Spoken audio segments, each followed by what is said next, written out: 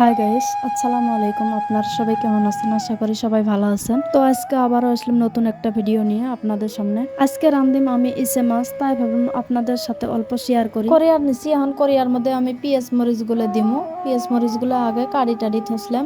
এখন পেঁয়াজ মরিচ মশলা টসলা দিয়ে তেল দিয়ে ভালো করে মাখমো। আগে মশলাগুলো মাহি তারপরে ওর মধ্যে মাছগুলো দিমু। আর এই মশলাগুলো ভালো করে মাহি চুহি ওর মধ্যে মাছ দিয়ে রাঁধিলে কোন সেই টেস্টি লাগে। আর এই ইসে মাছগুলো কোন নদীর থাকি আনা, নদীর মাছ বেশি পাওয়া যায় না। বহুত খোঁজাখুঁজি করি আজকে মাছগুলো আনা হয়েছে। আর নদীর মাছগুলো খাইতে খুব মজা হয়। দেখেন মশলাগুলো মাছ এসেছে, এখন মাছগুলো আমি দিয়ে দিবেনছি। দিয়ে মাছগুলো এখন ভালো করে মাহি দিমু। আর নদীর মাছ কাই কাই খেতে ভালো পাও কমেন্টত জানে দেন। আর ভিডিওটা স্ক্রিপ্ট না করে দেখতে থাকুন। আজকে কোন মাছগুলো আমি খালি ভাবে রান্ধিবেন নই, এর মধ্যে বেগুন দিমু, টমেটো দিমু, দিয়ে রান্ধিমু।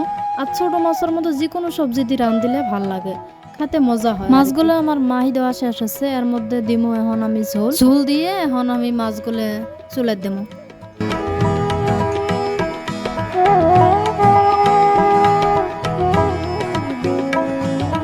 এখন ঝোল দেওয়া শেষ, তাই এখন ঢাকি দিমু। দিয়ে আমি এখন চুলের মধ্যে দিম। গ্যাসটা আমি ধরে নিলাম, নিয়ে এখন এর মধ্যে দিমু কড়াইটা দিয়ে এখন মাছগুলো জাল হয়ে থাকুক। এখন আমি সবজিগুলো কুটি নিব। এখন আমি সবজিগুলো বের করে নিয়ে সবজিগুলো কুটবো। এখন আমার ভিডিওটি কাই করেতে দেখবেন কমেন্ট করি কমেন্ট বক্সে জানে দেন। আর ভিডিওটি ভালো লাগলে লাইক করি পাশে থাকুন। আর আমার চ্যানেলত নতুন হয়ে থাকলে সাবস্ক্রাইব করেন।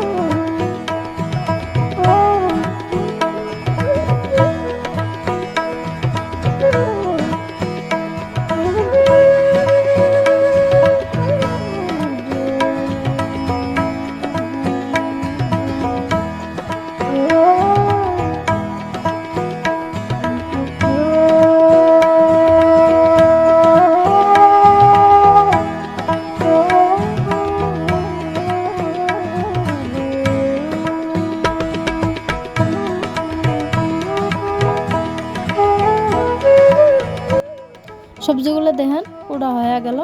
এখন আমি সবজিগুলো মাছগুলোর মধ্যে দিমু। মাছগুলো জাল হচ্ছে, এখন আমি মাছগুলো দিমু। কষান হচ্ছে না নাই, মাছগুলো ভালো করিয়ে কষান হচ্ছে। এখন আমি এর মধ্যে দিমু সবজিগুলো দেওয়া হলে তারপরে আমি লাড়ি চাড়ি ফিরে ঢাকি দিমু। ঢাকি দিয়ে 10-15 মিনিট জাল করবো। জাল করার পরে নামাবো।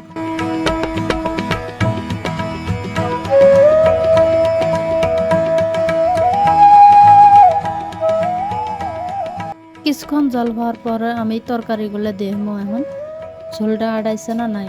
এখন দেখবেন ঝোলটা আড়াই নেই কে, আর ঝোলটা আমি আড়ে নেবো। মানে ঝোলটা আমি কম করে রাখবো। ঝোলটা কম করে রাখলে মাছটার টেস্টটা বোঝা যায় আর কি।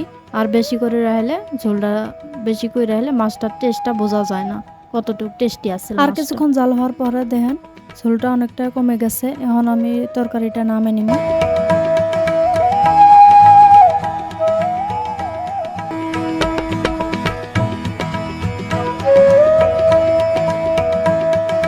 আজকের ভিডিওটা এই পর্যন্ত।